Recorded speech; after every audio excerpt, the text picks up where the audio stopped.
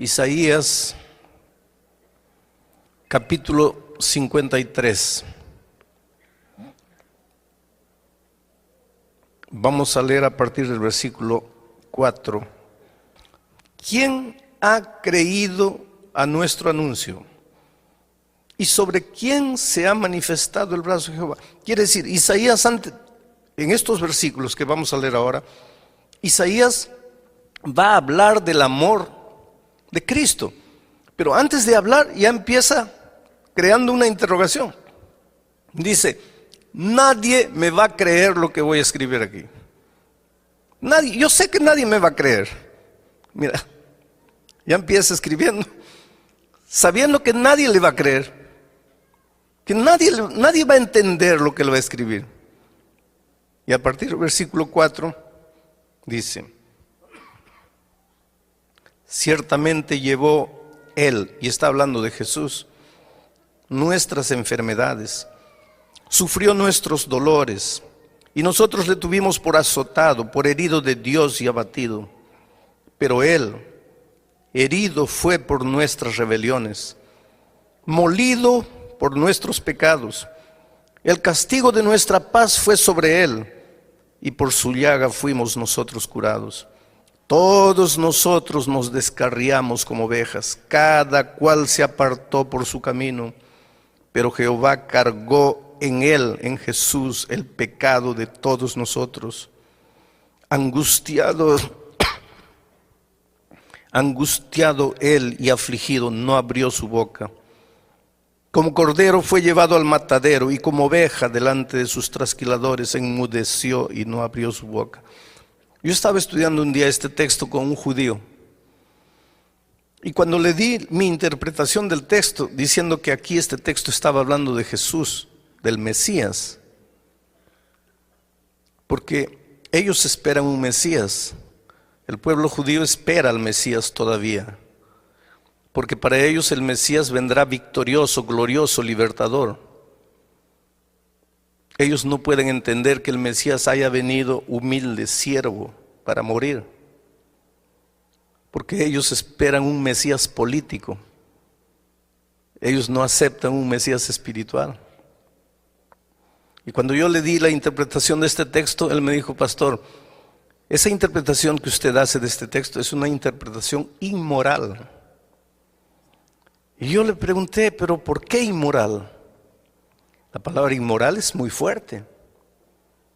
Me dice, porque que un malo muera por lo que hizo, eso es justo, eso es moral. Pero que un bueno que no hizo nada muera por un malo, eso es inmoral. Y puede ser, querido, desde el punto de vista humano, la muerte de Cristo en la cruz del Calvario no fue justa, fue inmoral. Pero Dios te amaba tanto que el Señor Jesucristo padeció la más o la peor de las injusticias que alguien pudiese haber sufrido. El día que tú entiendas lo que Jesús hizo por ti en la cruz del Calvario, no te va a quedar otro camino sino apasionarte por Cristo. Porque a veces tú no amas a Jesús porque no has entendido su amor. Te voy a contar una historia. Cuando era muchacho y estudiaba en el colegio, yo estudié en un colegio con internado, el internado de chicas y el internado de varones. Y un compañero mío, estábamos ya en el segundo, tercer año de teología, un compañero mío muy tímido. Esta es una historia linda del amor de la chica más linda del colegio, con el muchacho más feo del colegio. ¿Ya viste una chica linda? Multiplica por 10, esa chica era así, linda. ¿Ya viste un muchacho feo? Multiplica por 10, ese muchacho era así de feo. Pero era, además de feo, tímido, miedoso. No hablaba con nadie, pero muy bueno, honesto, trabajador, luchador, un grande colportor. En los veranos iba, trabajaba en las minas, vendía libros, ganaba dinero, volvía para estudiar. Era el alumno que en el inicio del año tenía todo el año pago porque luchaba, trabajaba duro. Nadie se fijaba en él. Todos teníamos enamoradas, novias, menos él. Un día él llegó con la noticia: Alejandro, estoy apasionado. Le digo, hombre, qué maravilla. ¿Y quién es la chica? Fulana. Fulana era la chica más linda del colegio. Los más lindos, guapos, conquistadores, habladores habían fracasado en conquistarla. Porque ella decía, yo vine aquí para estudiar, no para noviar. Y no le hacía caso a nadie.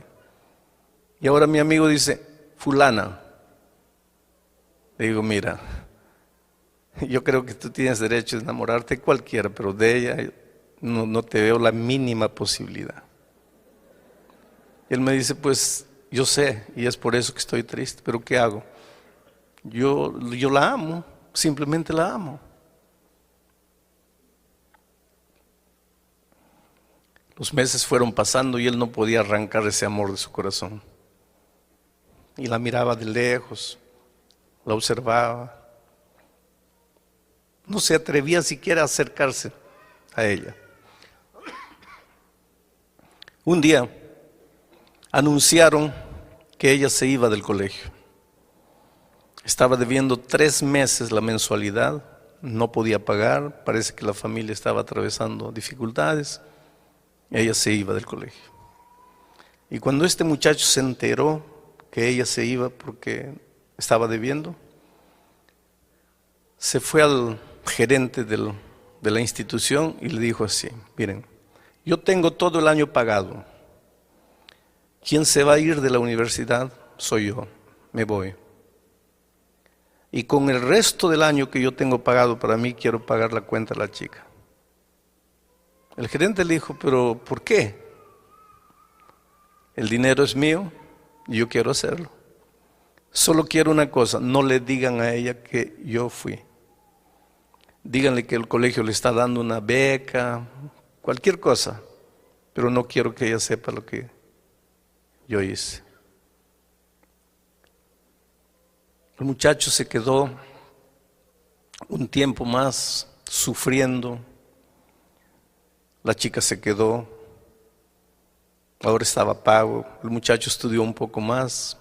En poco tiempo se iría a seguir colportando. Un día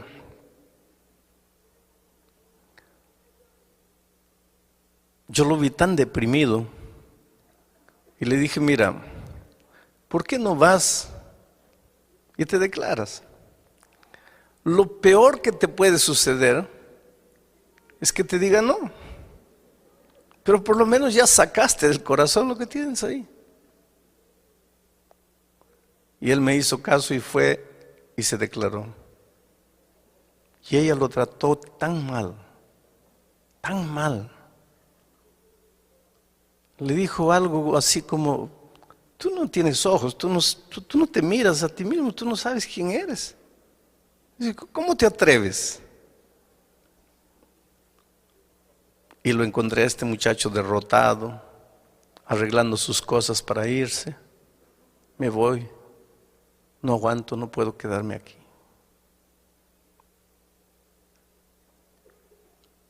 Un día me encontré con la chica. Le dije, mira, tú tienes el derecho de decir sí o no a cualquiera, pero creo que no tienes el derecho de tratar mal a las personas. Tú humillaste a ese muchacho y él te ama. Te ama tanto que tú no tienes idea de lo que él hizo por ti. ¿Sabes por qué no te fuiste el año pasado del colegio?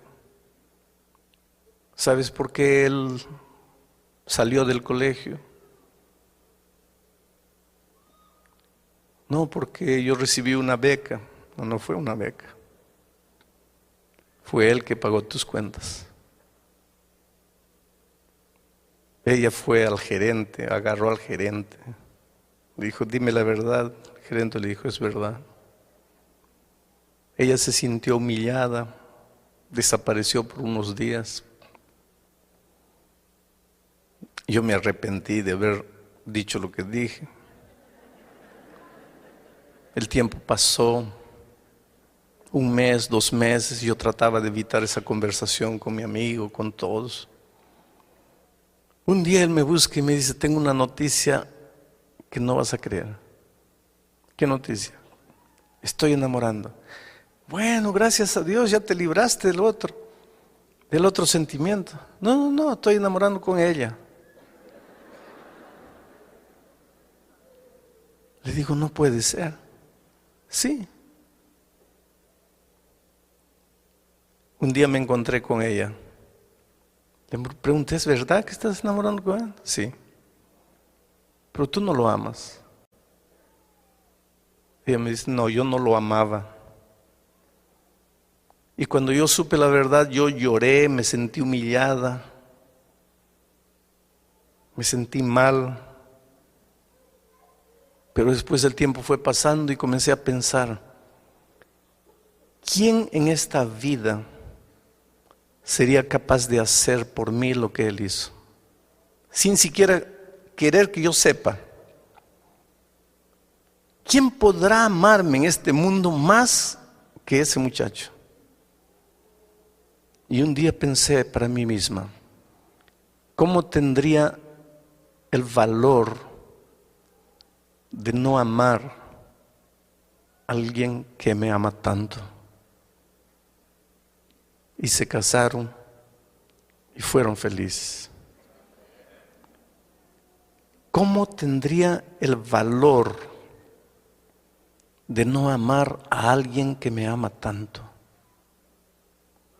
Yo creo que cuando tú entiendas el amor de Cristo, tú dirás como aquella muchacha, ¿cómo tendría el valor de no amarte, Señor Jesús, si tú me amaste tanto? El problema es que a veces tú no entendiste lo que es el amor de Dios, y te lo voy a probar de alguna manera esta noche.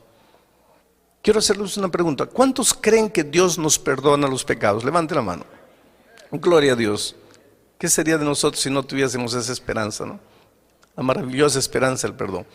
Solo que cuando ustedes levantaron la mano, ustedes estaban pensando en un tipo de perdón que para Dios no existe.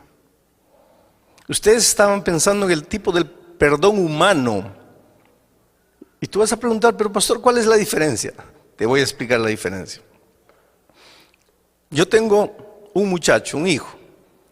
Y aquí hay un vaso de cristal, finísimo, una raridad. Y le digo, hijito, no toques. Abro paréntesis. Padres queridos, enseñen a sus niñitos, desde que están gateando,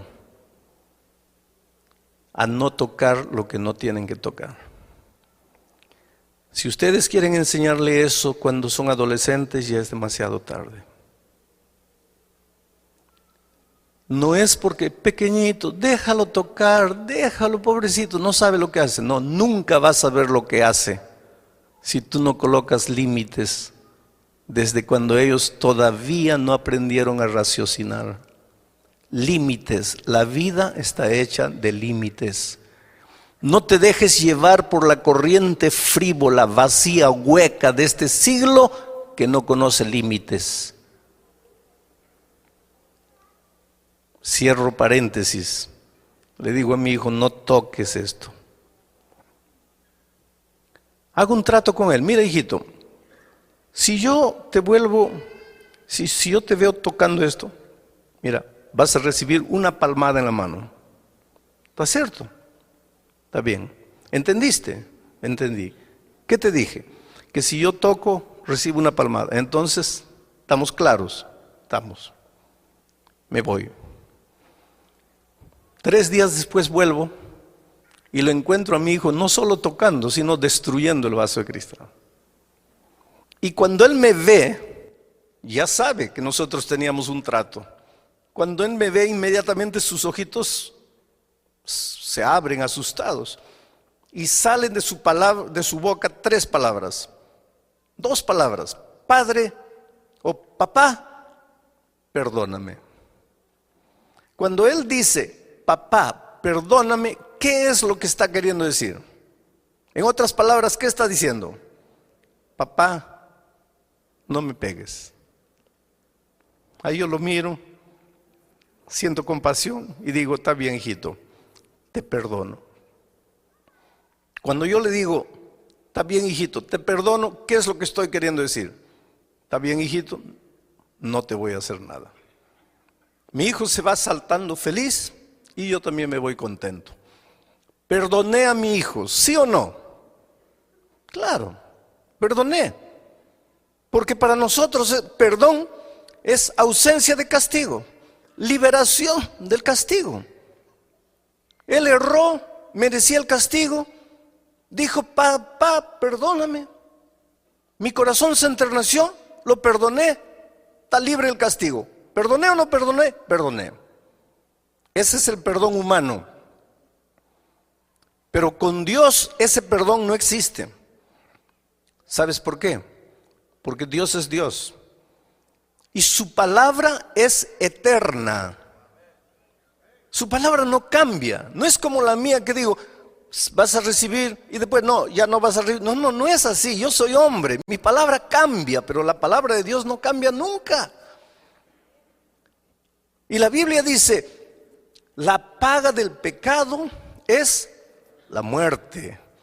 Por lo tanto, quien pecó tiene que morir. No hay otro camino. Y la Biblia dice más: todos nosotros pecamos y por lo tanto estamos destituidos de la gloria de Dios. La Biblia dice más: no hay justo ni siquiera uno. Todos merecemos morir. Todos nosotros estamos condenados a muerte. Todos nosotros ya nacemos condenados a muerte. Pero no queremos morir. Nadie quiere morir. Entonces levantamos los ojos al cielo y decimos: Padre, perdóname. Cuando le decimos Padre, perdóname, ¿qué es lo que le estamos queriendo decir en otras palabras? Padre, yo pequé y merezco morir, pero no quiero morir. Si Dios fuese hombre, ¿sabes lo que diría? No quieres, hijito. Entonces está bien, hijito, puedes irte, ya estás perdonado. Si Dios fuese hombre, haría eso. Pero Dios no es hombre. Dios es Dios. Y su palabra es eterna. Y si dice que el salario del pecado, la paga del pecado es la muerte, entonces la paga del pecado es la muerte. Y por otro lado, el enemigo de Dios está bien atento a lo que va a hacer Dios. Porque si Dios le dice al hombre: pecaste, pero estás libre, viene el enemigo y dice: espera un poco, ¿qué dice tu palabra? El salario del pecado es la muerte. Él pecó, ¿por qué lo estás dejando ir? Por otro lado, si Dios hace que el hombre muera como consecuencia de su desobediencia, viene el diablo y dice: qué abusivo eres, pobrecito, solo porque es una cosita. Parece que el diablo lo agarra a Dios entre la espada y la pared. Si Dios hace una cosa, está mal. Si Dios hace la otra cosa, está mal. ¿Qué hace Dios? Ahí entra el amor maravilloso de Cristo. Porque Dios quiere perdonar al ser humano. Dios quiere que el hombre no sufra la consecuencia de su desobediencia cuando él se arrepiente, cuando él reconoce que está en pecado. Pero tiene que cumplir al mismo tiempo su palabra que dice que el salario del pecado es la muerte. Ahí se levanta la persona maravillosa del Señor Jesucristo. Porque Jesús le dice a su Padre: Padre, mira, antes de que el hombre sufra las consecuencias de su desobediencia, porque todos pecaron y están destituidos de la gloria de Dios. Todos pecaron y están condenados a morir. Pero Padre, antes que el ser humano sufra las consecuencias, déjame ir a la tierra como ser humano. Y el Padre permite que su Hijo se haga hombre. Y el Señor Jesucristo viene a esta tierra como un ser humano. No se vistió de ser humano. No se disfrazó de ser humano. Se transformó en ser humano, ser humano. Humano como tú, pero nunca dejó de ser Dios. Fue plenamente Dios y fue plenamente hombre. No vamos a entender el misterio de la encarnación, pero vino y en esta tierra fue tentado en todo. No hay una tentación que tú sientas en la vida que Jesús no haya probado. La peor de las tentaciones. Tú puedes decir, no, pero en los tiempos de Él no había este tipo de...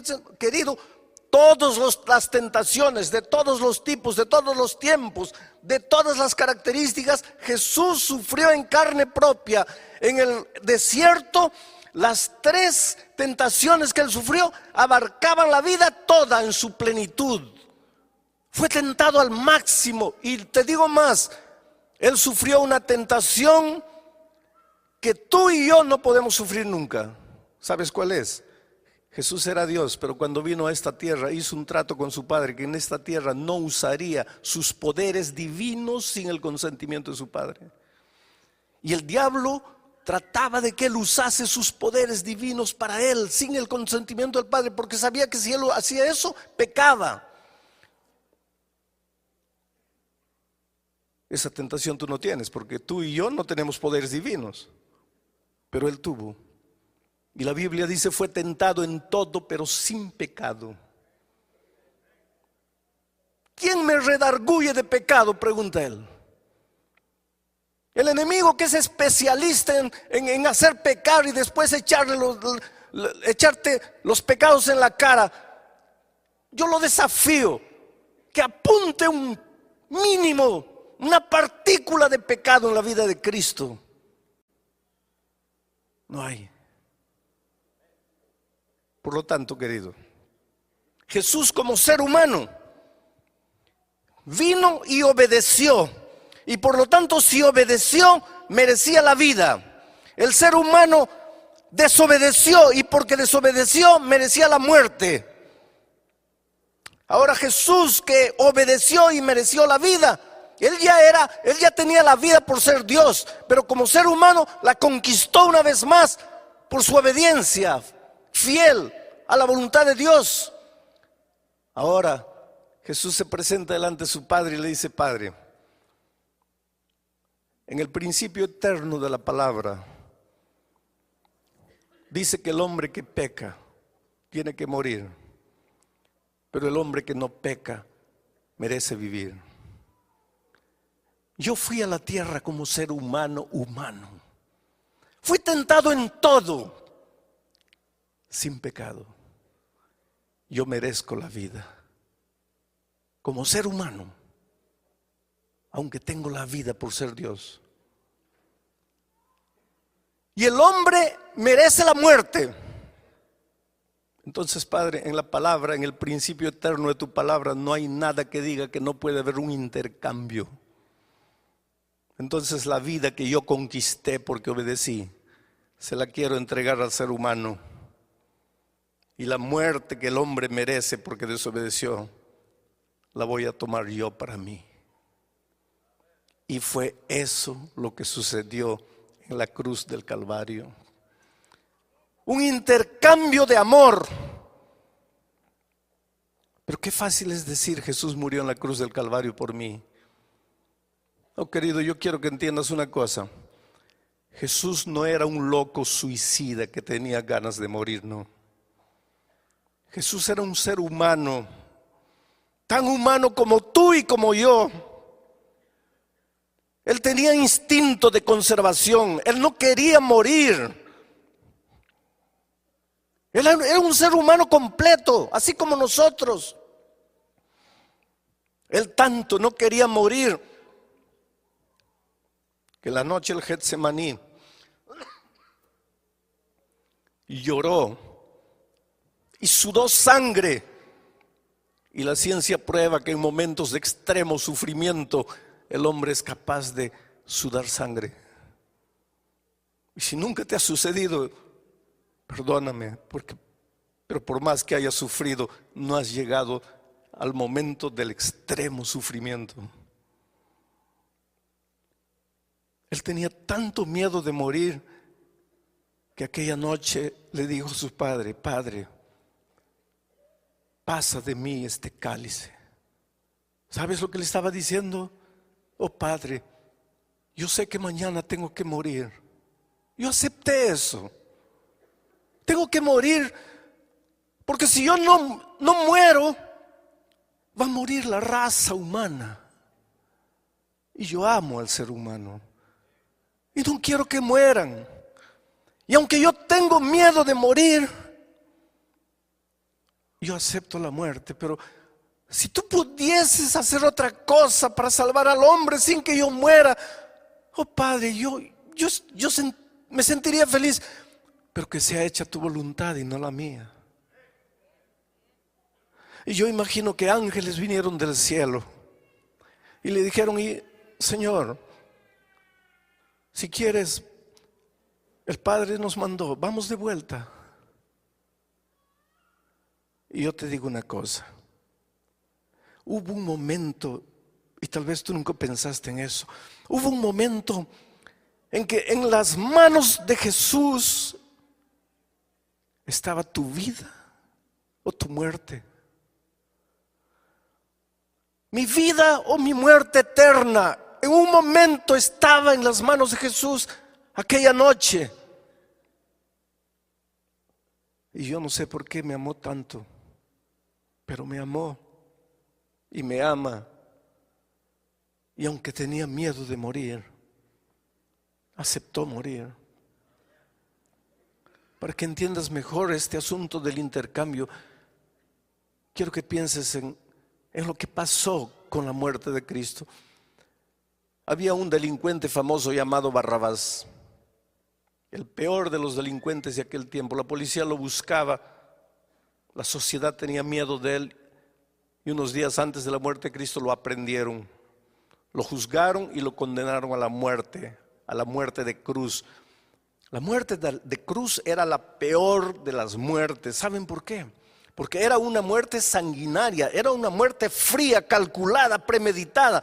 La muerte de cruz era preparada para hacer sufrir, porque clavaban al hombre en una cruz, lo clavaban en las manos y en los pies.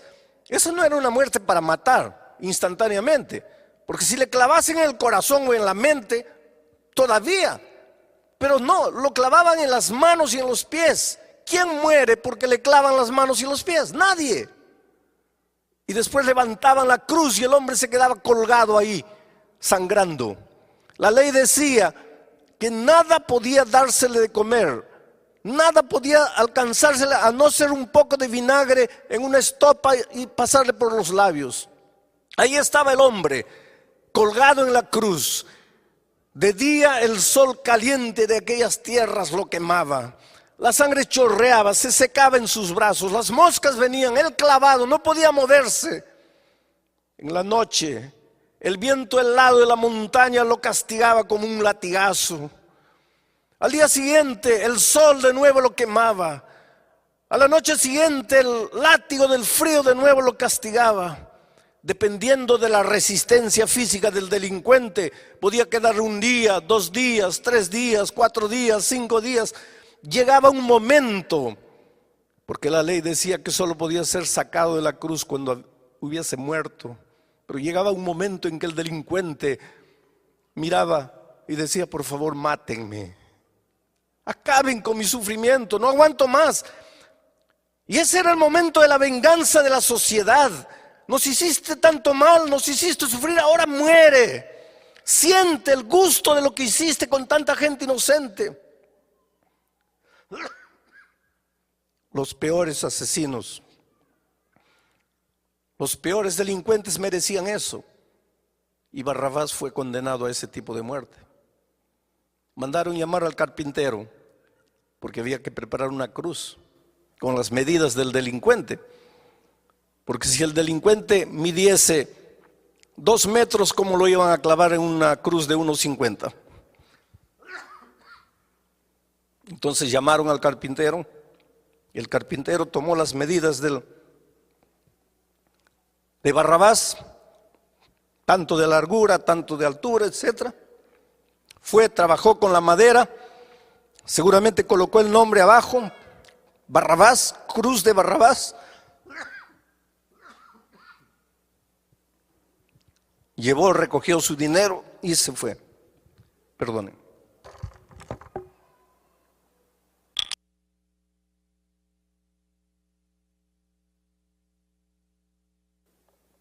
Ahí estaba la cruz de Barrabás, con el nombre de Barrabás, con las medidas de Barrabás. Y ahí estaba Barrabás para ser crucificado en esa cruz. Merecía la cruz. Pero 2 días antes, los judíos prendieron a Jesús y lo juzgaron. Un juicio mentiroso, un juicio injusto. ¿Casualidad? No. Por tras de todo eso estaba el amor maravilloso de Cristo por nosotros. Fue condenado a la peor de las muertes, a la muerte de cruz. Pilato no quería que Jesús muriese. Trató de defenderlo. Ustedes conocen la historia. Él pensó, ya sé cómo lo voy a defender. Mañana es fiesta y en las fiestas como estas soltamos un preso. Voy a colocar a Jesús, pero voy a pedir al pueblo que escoja con otro preso. Voy a escoger al peor de los presos, a Barrabás. Y con toda seguridad la gente va a querer que libere a Jesús y que matemos a Barrabás. Y yo me lavé las manos y Jesús está libre. Y al día siguiente, ustedes conocen la historia, ahí fue Pilato y dijo, en ocasiones como esta libramos un preso. Aquí está Barrabás y aquí está Jesús. Barrabás que mató a tanta gente, Jesús que no hizo nada. ¿A quién quieren ustedes que suelte? Y Pilato casi enloqueció cuando escuchó del pueblo decir, suelta a Barrabás, crucifica a Cristo. Pilato no podía entender. Entró desesperado para el palacio. Vinieron los guardias. Le sacaron las esposas a Barrabás. Yo creo que la persona que mejor entendió lo que quiere decir Jesús murió por mí fue Barrabás. Porque cuando se vio libre, yo imagino que Barrabás se comenzó a golpear la cara. Pensó, ¿qué pasa? Estoy despierto, estoy soñando, ya morí. ¿Qué pasa conmigo? Yo, Barrabás, estoy libre. Y este Jesús que no le hizo mal a nadie va a morir en mi lugar. Barrabás entendió lo que quiere decir Jesús murió en mi lugar. Oh queridos, ya no había tiempo para llamar al carpintero para construir una cruz para Jesús. Además ahí había una cruz vacante. Aquel viernes, cuando Jesús fue subiendo la cruz del Calvario, la montaña del Calvario, y cayó una vez y otra vez y otra vez y otra vez. ¿Sabe por qué cayó? Porque él no estaba cargando su cruz. ¿Y sabe por qué? Porque a Jesús nadie, nunca le preparó una cruz. ¿Y sabe por qué? Porque Jesús jamás mereció una cruz. Aquella tarde, Jesús estaba cargando la cruz de otro. La cruz de otro, con el nombre de otro, con las medidas de otro. Era otro el que tenía que morir ahí, no era él.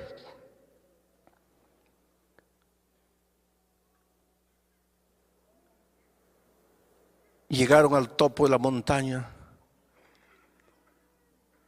Colocaron la cruz en el suelo. Extendieron el cuerpo de Cristo. Lo clavaron. Lo levantaron. Con el peso de su cuerpo sus carnes se rasgaron.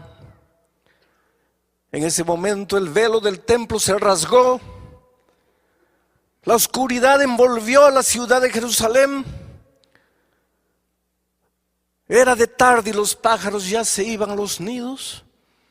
Las bestias corrían en los campos desesperadas de un lado para otro, presintiendo en su irracionalidad que algo extraordinario estaba sucediendo. Solo el ser humano, la más inteligente de las criaturas, no se daba cuenta de lo que estaba haciendo. Jesús murió. ¿Quiénes lo mataron? Los judíos. Así pensamos, ¿no es cierto? Cuando yo era chico, mi madre tenía un libro llamado Primeros Pasos. Ya no existe ese libro. Había ahí el cuadro de la crucifixión de Cristo. Y yo le preguntaba a mi mamá, ¿quién es este que está en esta cruz aquí? Ella me decía, ese es el buen ladrón. Y este otro, ese es el mal ladrón, hijo. ¿Y quién es este que está en el centro? Es el Señor Jesucristo, que murió por nuestros pecados. ¿Y estos que están abajo, quiénes son? Y mi madre se llenaba de ira y me decía, hijo, esos son los perros soldados que mataron a Cristo. Y toda mi vida crecí pensando que fueron los soldados que mataron a Cristo. Hasta que un día, echado en mi cama, mirando al techo, pensando en mis errores, en mis faltas, en mis desatinos, pidiendo perdón a Dios, me di cuenta que no fueron los soldados que mataron a Cristo. Fui yo. Era la única manera de salvarme. No había otra. Porque cada vez que me arrodillo para decirle, Dios mío, perdóname, ¿sabes lo que le estoy diciendo? Dios mío, no quiero morir. Y si Dios fuese hombre me diría, está bien, estás libre. Pero Dios no es hombre, es Dios, su palabra es eterna. Y me dice, hijo, pero está escrito, la paga del pecado es la muerte y tú pecaste. Señor, pero no quiero morir. Entonces solo hay un camino. ¿Cuántas veces conté la historia del pastor H.M.S. Richard, que fue el fundador del programa de La Voz de Profecía aquí en los Estados Unidos? Él cuenta que cuando era joven, cuando él era adolescente, le gustaba robar las manzanas del vecino en la chacra. Y un día la vecina se quejó y la mamá tomó una vara verde y le mostró la vara al hijo y le dijo, mira hijo, ¿estás viendo esta vara? Si la vecina vuelve a quejarse, ¿estás viendo la vara? Te voy a dar 5 veces con esta vara en las espaldas. ¿Me estás escuchando? Sí, mamita. ¿Qué te dije? Que si vuelvo a robar las manzanas me das 5 veces. Entonces está claro, está claro. Pasó un día, 2 días, una semana, 2 semanas. Las manzanas estaban más lindas que nunca, más rojas, bonitas. La tentación es así. Y él no resistió y saltó, agarró 5 manzanas y cuando ya estaba cayendo de vuelta al patio, ahí estaba la mamá con la vara en la mano. Las manzanas rodaron y él se quedó asustado mirando a la madre y le dijo, mamita, perdóname. ¿Qué estaba queriendo decir? No me des. La mamá le dijo, no hijo, nosotros teníamos un trato. Si tú entrabas una vez más, yo te daba 5 veces. Entraste, tengo que darte. Pero mamita, por favor, perdóname. No hay perdón. Mamita, yo soy tu hijo, tú no me amas. se arrodilló pidiendo perdón a la mamá. ¿Y qué madre puede quedarse insensible cuando ve a su hijo arrodillado, llorando, pidiendo perdón? Y la madre le preguntó: hijo, ¿no quieres recibir los 5 varazos en las espaldas? No, mamita. Entonces levántate. Y él se levantó. Y la mamá le extendió la vara y le dijo: hijo, toma la vara. Y él agarró la vara y le dijo: mira, teníamos un trato. Si tú infringías más, yo te daría 5 veces con esa vara. Y tú infringiste. Mereces el castigo. Pero no quieres recibir el castigo. Y yo te amo tanto que vamos a hacer una cosa. En lugar de que yo te castigue a ti porque infringiste, tú me vas a dar 5 veces con esa vara en mis espaldas. El castigo se va a cumplir porque hubo infracción. Pero yo te amo tanto que yo voy a pagar el castigo en tu lugar. Y el pastor Richard cuenta la historia y dice: yo no tuve el valor de castigar a mi madre por mi pecado. Pero nosotros, querido, sí tuvimos el valor de crucificar a Jesús en la cruz por nuestro pecado. Porque cada vez que tú te arrodillas para decirle: Dios mío, perdóname, ¿sabes lo que le estás diciendo? Yo pequé, Señor, y merezco morir, pero no quiero morir. Yo sé que merezco la muerte, pero no quiero. Y entonces Jesús te dice: hijo, solo hay una manera de que no mueras. ¿Cuál es, Señor? En lugar de que tú mueras, yo voy a morir. Tú me vas a quitar la vida. Y lo hicimos. Por eso, queridos, cuando yo miro a la cruz del Calvario, me pregunto como aquella muchacha del colegio: ¿cómo tendría el valor de no amar a alguien que me ama tanto? Pocas veces me emociono cuando predico, o quiero decir, pocas veces me descontrolo en mis emociones cuando predico.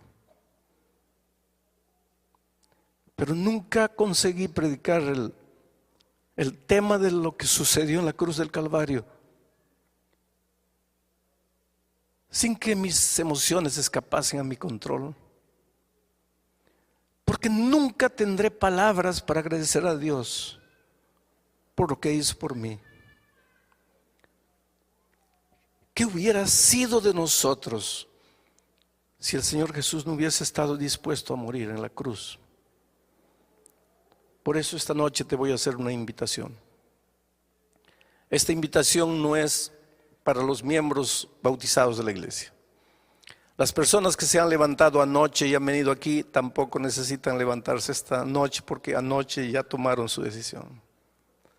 Esta invitación es para ti, querido, que estás empezando a estudiar la Biblia, estás empezando a conocer a Jesús, que tal vez esta noche entendiste el amor maravilloso de Jesús por ti y quieres decirle: Señor, yo no sabía que tú me amabas tanto. Yo no sabía lo que significaba Jesús murió por mí, pero yo te entrego mi corazón. Yo te doy mi vida. Yo quiero que tú me guíes en esta tierra.